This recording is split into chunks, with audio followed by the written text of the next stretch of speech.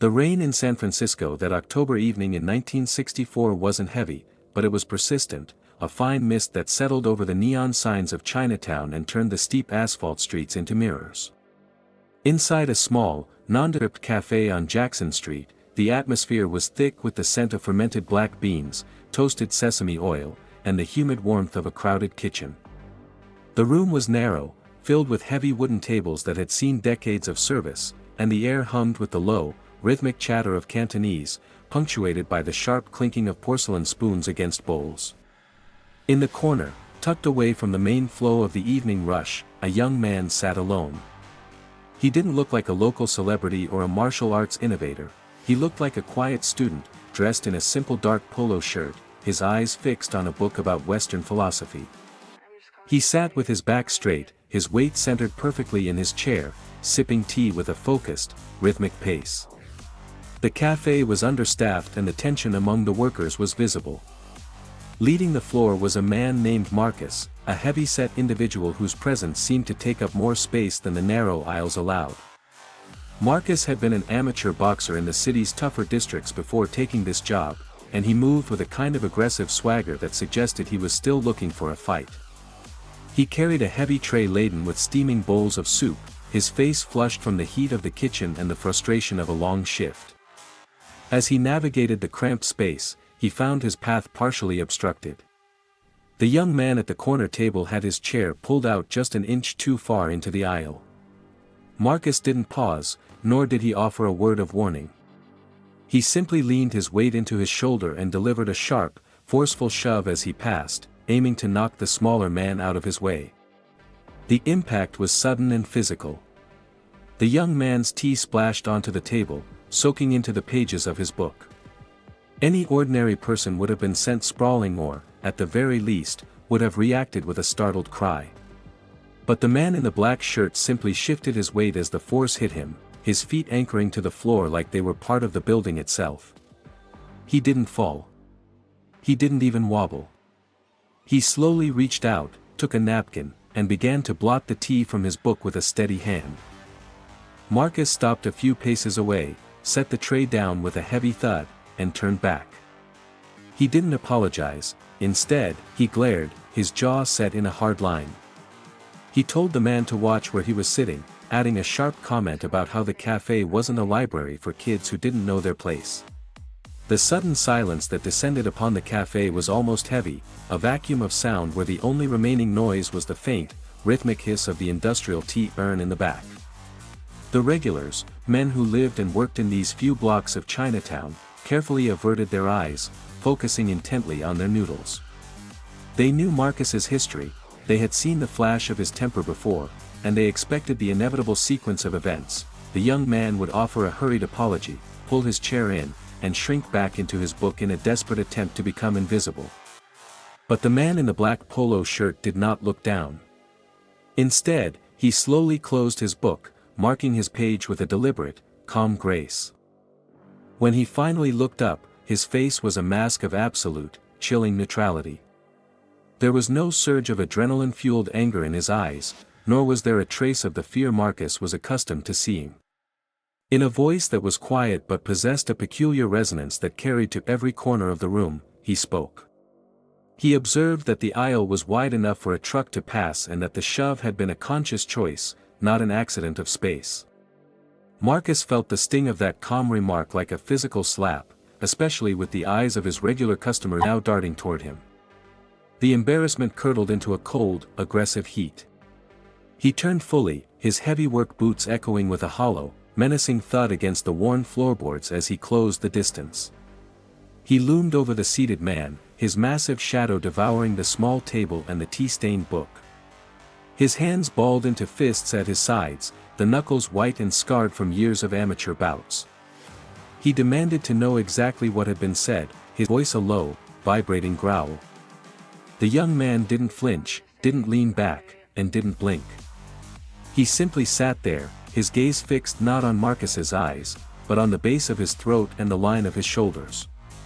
He was reading the waiter's body mechanics, noting the way Marcus's breath was shallow and trapped in his chest, and how his weight was distributed unevenly on his heels, a fundamental error in balance that left him vulnerable to a sudden shift in momentum. When the young man finally stood up, the physical disparity between the two was startlingly obvious to everyone in the room.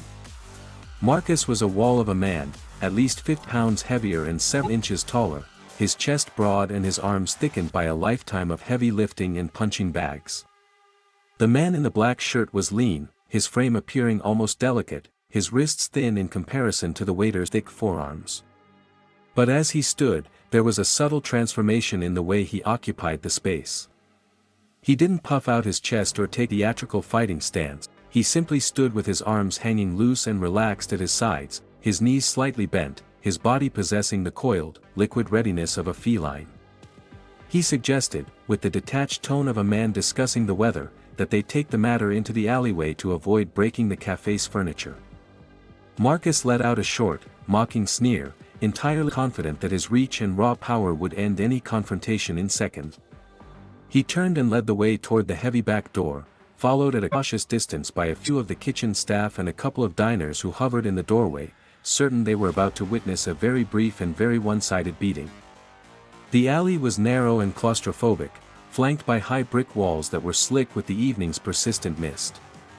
A single, naked yellow light bulb hung over the service entrance, swaying slightly in the breeze and casting long, distorted shadows that danced across the cracked, oily pavement. The air smelled of damp stone and old crates. Marcus didn't believe in formalities or warnings. As soon as they had reached a distance of about 5 paces, he stepped into a classic, textbook boxing stance, chin tucked behind his lead shoulder, knees bent, his weight shifting forward. He pumped a stiff, professional left jab, a punch designed to measure distance and break an opponent's rhythm. It was a fast, direct strike, aimed with pinpoint accuracy at the young man's nose. To any ordinary observer, the punch was a blur. But the man in the black shirt didn't panic or retreat. He didn't even raise his hands to block. Instead, he made a microscopic adjustment with his lead foot, pivoting his hips just a fraction of an inch. The jab whistled past his ear, missing him by a hair's breadth. In that same heartbeat, before Marcus could even begin to retract his arm, the young man's own hand shot forward. It wasn't a wide, swinging hook or a wind-up punch, it was a short, vertical strike that traveled a perfectly straight line from his own center of gravity directly to the center of Marcus's face. The sound of the impact was sharp and dry, like a heavy branch snapping in the cold. Marcus's head snapped back with a violent jerk, and blood immediately began to spray from his shattered nose, dark droplets splattering against the damp brick behind him. He stumbled back several steps, his eyes wide and unfocused, clouded by a mixture of searing pain and absolute shock. He had been hit with a force he couldn't comprehend before he even realized his own jab had failed to find its mark. A low growl of pure, embarrassed rage escaped his throat as he abandoned his disciplined boxing form. He lunged forward, putting every pound of his weight and every ounce of his frustration into a wild, swinging right hook. It was a haymaker, a blow intended to end the fight by sheer mechanical force. The young man remained uncannily calm. He didn't look at the fist, he watched Marcus's lead shoulder. He saw the telegraph, the slight, involuntary tensing of the back muscles that signaled the start of the swing. Rather than backing away from the massive arm, he stepped inside the arc of the punch, moving deeper into the danger zone where the hook had no power. He lowered his center of gravity, anchoring himself to wet asphalt, and drove a lightning-fast side kick into the side of Marcus's lead knee. It was a short, piston-like thrust, delivered with the full weight of his hips behind it. The physics of that moment were cold and undeniable. When the young man's side kick connected with Marcus's lead knee, it didn't look like a theatrical stunt, it was a precise, mechanical application of force against a joint never designed to bend that way. Marcus's leg simply buckled inward under the sudden pressure. His massive weight, already committed to the momentum of his missed hook, dragged him forward into empty space. The waiter stumbled, his shoulder colliding with the damp, abrasive brickwork of the alley wall with a sickening thud. The sound of meat and bone hitting stone echoed sharply through the narrow passage. For a heartbeat, Mark remained pinned against the brick, his fingers scraping uselessly against the mortar as he struggled to find his footing, his breath coming in ragged, panicked gasps. He shoved himself away from the wall and turned, his face already smeared with blood from his shattered nose. His eyes, wide and shot through with a primal, desperate red, darted back and forth, trying to focus on a target that seemed to evaporate every time he swung. Marcus surged into a frantic, disorganized assault, throwing heavy, uncoordinated flurries, looping hooks, desperate swings, and stiff, angry jabs. But the man in the black shirt did not retreat.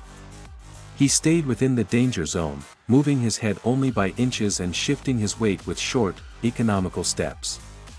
In the silence of the alley, the only sounds were the dry, rhythmic slaps of skin on skin as Bruce used his palms to intercept and redirect Marcus's forearms. This was trapping, a physical conversation where he manipulated the waiter's aggression, turning every punch into a missed opportunity that left Marcus's ribs and jaw completely exposed.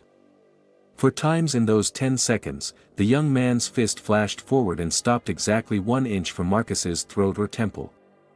He wasn't striking him anymore, he was providing a visceral demonstration of Marcus's own vulnerability, showing him that the fight had ended before it had truly begun.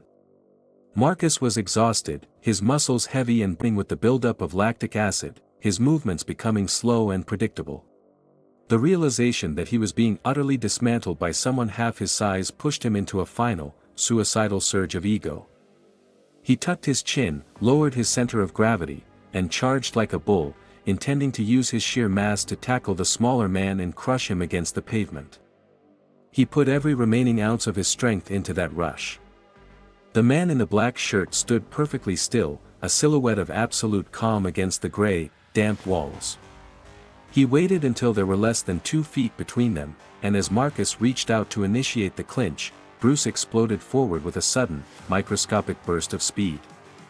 He delivered a short-range punch directly into Marcus's solar plexus.